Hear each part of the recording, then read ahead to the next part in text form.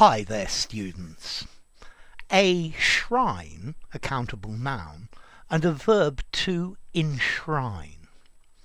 Okay, a shrine, the real meaning is a holy or a sacred place, which is dedicated to a god or a hero or a deity or a martyr or maybe a saint.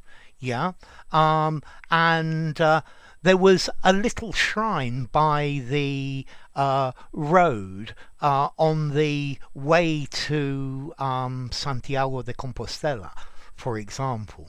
Okay, a shrine, a holy place. They made a pilgrimage to the shrine of St. Bartholomew, I guess. I guess Mecca is the shrine of the Black Rock. Okay, so a holy place. You can also use a shrine to mean a box where something holy is put, like the bones of a saint or the nails of the cross or things like that. And these are put in a holy place. But very often we also use this word shrine more figuratively. A place which people think is almost holy because of its history or its associations. So I guess you might say Lord's is a shrine of English cricket, or Wembley Stadium is a shrine of English football, or Twickenham is a shrine of English rugby. Okay, now the verb to enshrine. Well, firstly, to enshrine, to put something in a holy place. Yeah, so to put it in a box in a shrine or in a church. But then we can use this figuratively again, to protect an idea, a philosophy with something official, particularly this collocation, enshrined in law. The rights and obligations of citizens are enshrined in law. The compensation payments will be enshrined in a new law. Okay, so to treat as sacred, to protect. So a political or a social right can be enshrined. It's protected. Yeah. So the right to the freedom of speech is enshrined in law. It's enshrined in the Constitution. So to preserve, to enshrine, to preserve a right, a tradition, an idea, so that it will be protected and respected in the future. Yeah, to set down, to set in stone so that it can't be changed.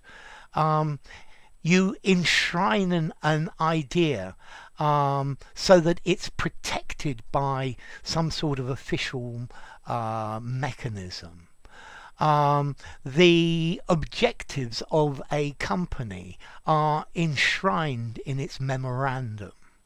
The apartheid system enshrined racism. Okay, it preserved, it protected it, it cherished it, if you like. Okay, so to enshrine, to protect, to look after. Okay, so enshrined in law. This is a very common collocation. Your rights are enshrined in law.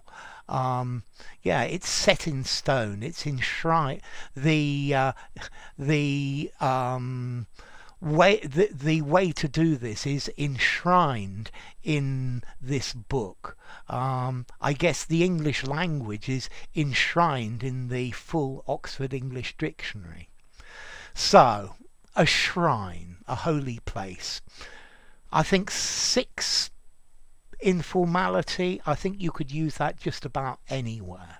To enshrine is more formal. I think I would give it a 7 or even a 7.5 informality. So only use the verb to enshrine in semi-formal and formal writings, although it would sound great in an exam writing. To enshrine, a regular verb. They enshrined his football boots in the football club. This has been enshrined in law. And then as to origin, there's an old English word, skrin, meaning a reliquary or the Ark of the Covenant. From Latin, scrinium, a case, a chest for books or papers. And from Indo-European, skir, to turn, to bend. Okay? So, a shrine, a holy place, but in reality or metaphorically as well. And then to enshrine, to set down in law, to protect something. So that it is respected and not going to be changed. So, enough. If you enjoyed the video, give it a rating, subscribe to my channel, and I'll see you soon. Bye for now. A shrine, to enshrine.